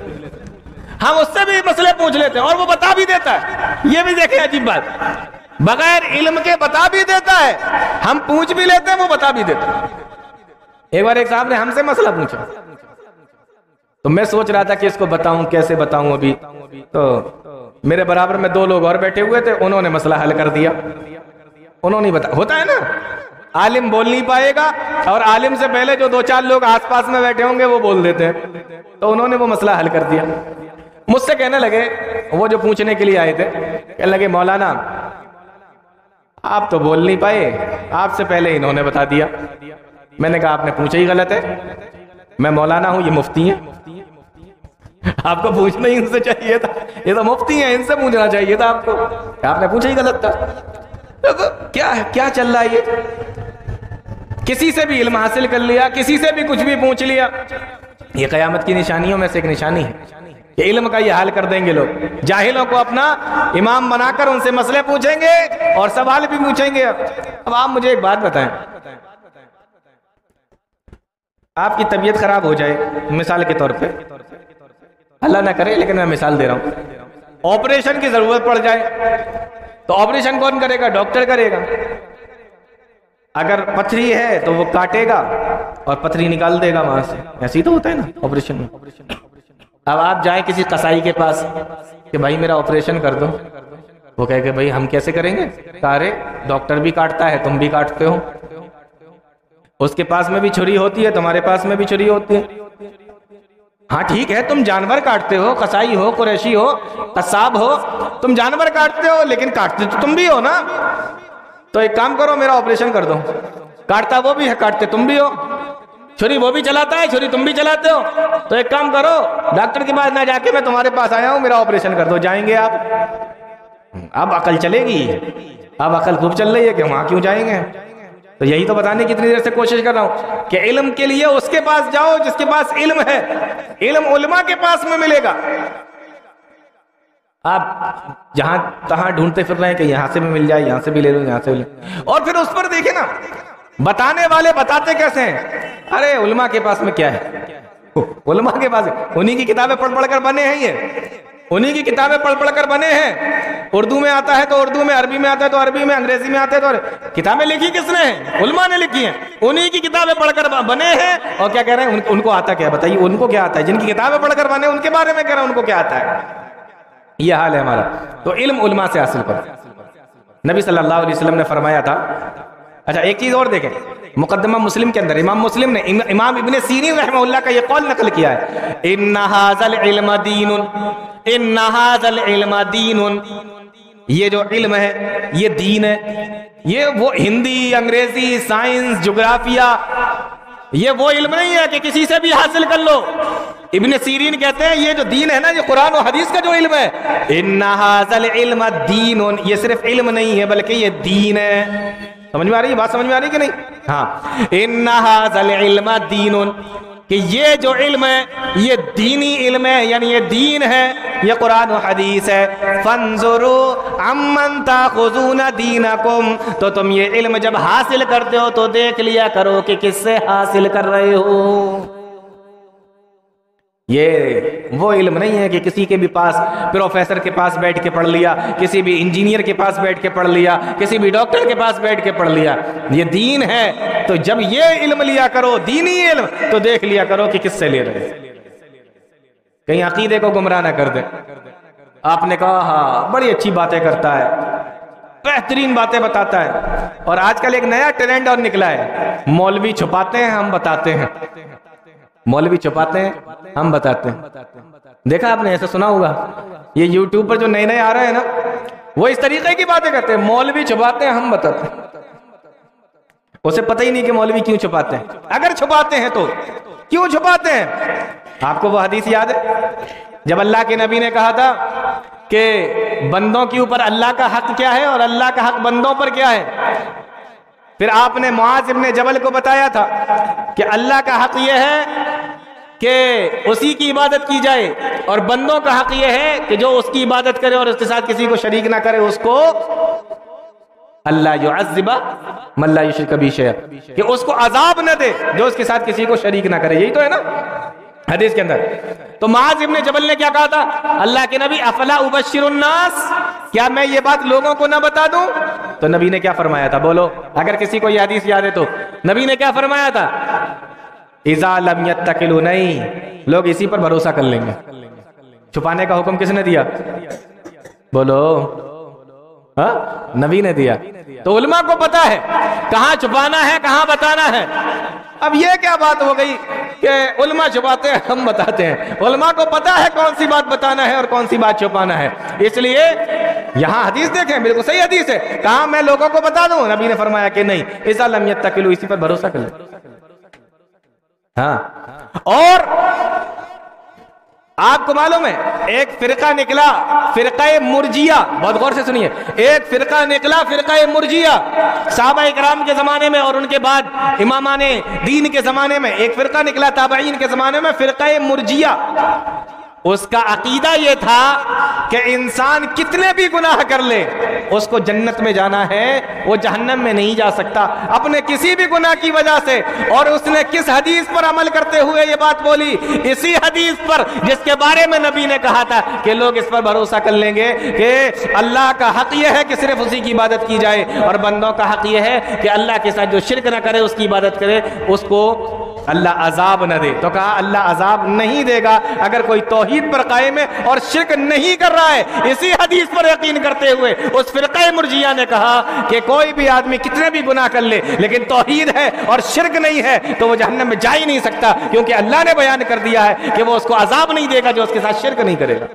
یہ فرقہ مرجیہ کا عقیدہ ہے. جب یہ حدیث آئی سامنے، نبی نے کہا تھا بتانا مت، لیکن جب یہ آئی تو اس حدیث کو نہ سمجھنے کی وجہ سے لوگ گمراہ ہو گئے. اس لیے نبی نے کہا تھا کہ بتانا مت. آ رہا ہے کچھ سمجھ میں کہ نہیں آ رہا ہے؟ تو علماء کو پتا ہے کون سی بات بتانا ہے، کون سی بات چھپانا. بہرحال میں یہ بتا رہا تھا کہ نبی نے فرمایا لا تقوم الساعة حتى يقبض العلم، قیامت اس وقت تک قائم نہیں ہوگی جب تک کہ علم کو اٹھا نہ لیا جائے گا. اور علم کیسے اٹھے گا؟ علماء اٹھیں گے. اور ابھی دیکھیں نا کتنی تیزی کے ساتھ میں علماء اس دنیا سے اٹھتے چلے جا رہے ہیں. امام بخاری گئے، دوبارہ بخاری، کوئی امام بخاری نہیں آیا. امام مسلم گئے تو کوئی دوسرا امام مسلم نہیں آیا. امام ابن تیمیہ گئے تو کوئی دوسرا ابن تیمیہ نہیں آیا. امام ابن قیم گئے، کوئی دوسرا ابن قیم نہیں آیا. شاہ ولی اللہ محدث دہلوی گئے تو کوئی دوسرا شاہ ولی اللہ محدث دہلوی نہیں آیا. امام احمد ابن حنبل گئے تو کوئی دوسرا احمد ابن حنبل نہیں آیا. علماء دنیا سے اٹھتے چلے جا رہے ہیں. تو علم اٹھ جائے گا. علم کیسے اٹھے گا؟ علماء اٹھ جائے گا. اچھا دوسری چیز نبی نے کیا فرمائی؟ وَتَكْسُرَ، یہ حدیث کو پورا کر کے بات ختم کر دیں گے. وَتَكْسُرَ الزَّلَازِلُ، اور زلزلے زیادہ آئیں گے. قیامت کی ایک نشانی یہ ہے کہ زلزلے زیادہ آئیں گے. یہاں جو بزرگ بیٹھے ہوئے ہیں بوڑھے لوگ، آپ ان سے پوچھو کہ ابا جب آپ چھوٹے تھے تو زلزلے آتے تھے؟ یہ کیا ہے، یہ کیا ہوتا ہے؟ ہم نے تو کبھی نہیں سنا کہ زلزلہ آیا کہیں پر. برسوں میں کبھی کبھار کہیں پر زلزلہ آتا تھا. کہہ رہے ہم جوان ہو گئے تب بھی ہم نے کہیں نہیں سنا. لیکن اب دیکھیں آج کا ماحول کیا ہے، آج کا حال کیا ہے. ہر ہفتے کہیں نہ کہیں زلزلہ آتا ہے. ہر ہفتے کی نیوز ہے، کہیں نہ کہیں زلزلہ ضرور آئے گا. وَتَكْسُرَ الزَّلَازِلُ، زلزلے زیادہ آئیں گے. تیسری چیز اللہ کے نبی صلی اللہ علیہ وسلم نے بیان فرمائی کہ قیامت اس وقت تک قائم نہیں ہوگی یتقارب الزمان، جب تک کہ زمانہ قریب نہ ہو جائے. زمانہ قریب ہو جائے گا تب قیامت آ جائے گی. یہ زمانہ قریب کا کیا مطلب ہے؟ اس کا بھی بڑا اچھا مطلب بیان کیا ہے. زمانہ قریب ہو جائے گا، اس کا کیا مطلب ہے؟ محدثین نے لکھا ہے، حدیث کی شرح کرنے والوں نے، کہ زمانہ قریب ہو جائے گا اس کا مطلب یہ ہے کہ وقت بہت جلدی جلدی بیتے گا. یہ ہے اس کا مطلب، وقت بہت جلدی جلدی بیتے گا. یہ زمانہ قریب ہونے کا مطلب ہے. سال کہاں چلا گیا پتہ نہیں چلے گا، مہینہ کہاں چلا گیا پتہ نہیں چلے گا، ہفتہ کہاں چلا گیا پتہ نہیں چلے گا، دن کہاں چلا گیا پتہ نہیں چلے گا. یتقارب الزمان، زمانہ قریب ہو جائے گا، یعنی دن اور رات اتنے جلدی جلدی بیتنے لگیں گے کہ انسان کو پتہ ہی نہیں چلے گا کہ یہ وقت کہاں بیتا چلا جا رہا ہے. اب آپ دیکھیں نا، ایسا لگتا ہے کہ ابھی 2024 جو شروع ہوئی ایسا لگا جیسے کل کی بات ہے، ابھی شروع ہوئی ہے، لیکن 2 مہینے ہونے والے. وقت جلدی جلدی بیتے گا. ایک مطلب تو یہ ہے. دوسرا مطلب یہ ہے انسان اپنے کاموں کے اندر اتنا مصروف ہو جائے گا کہ اس کو دن کا پتہ ہی نہیں چلے گا. یہ دوسرا مطلب ہے. یعنی پہلے دیکھو آپ ہمارے بزرگوں کو، ہمارے بوڑھے لوگوں کو سائیکل لے کر گھر سے نکلا کرتے تھے، دن بھر کام کیا کرتے تھے، شام کے وقت میں آ جایا کرتے تھے اور سورج نکلا ہوا کرتا تھا، کام بھی سارا نپٹا کر سائیکل سے آ جایا کرتے تھے. اور آج کا دور دیکھ لیجئے، انسان موٹر سائیکل سے نکلتا ہے اور رات میں 8 بجے گھستا ہے، اس کو ٹائم کا کچھ پتہ ہی نہیں چلتا اور اتنا بھی کام نہیں کر پاتا جتنا ہمارے بزرگ کر لیا کرتے تھے. ٹائم ہی نہیں ملتا، مصروفیت اتنی. ظہر کہاں چلی گئی پتہ نہیں چلا، عصر کہاں چلی گئی پتہ نہیں چلا. تھوڑا سا کام ہے بینک کے اندر چلے گئے، جب باہر نکلے تو پوری دوپہر ختم ہو چکی ہے، شام کا ٹائم ہو چکا ہے، دن پورا بیت چکا ہے. تھوڑا سا کام ہے کچہری کے اندر چلے گئے اور جب کچہری سے باہر نکلے دن پورا ختم ہو چکا ہے. دن اتنی جلدی جلدی بیتے گا. یتقارب الزمان، زمانہ قریب ہو جائے گا. یہ دوسرا مطلب ہے محدثین نے لکھا ہے.